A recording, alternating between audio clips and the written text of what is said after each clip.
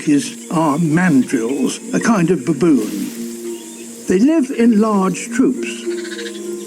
Most are females and youngsters, both of which are brown.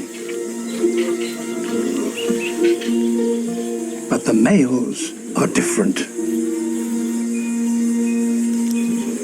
They, when they're young, have very plain faces with naked muzzles.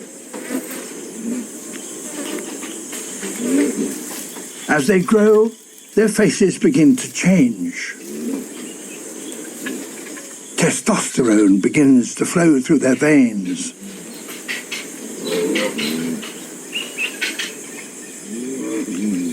When they're about 6 years old, they leave the troop and start to fend for themselves. As they become sexually mature, colour appears in their faces. And what colour!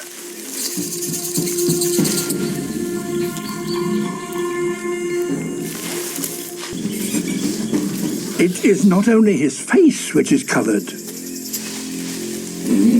So is his rump. Both are fearless declarations of his health and strength.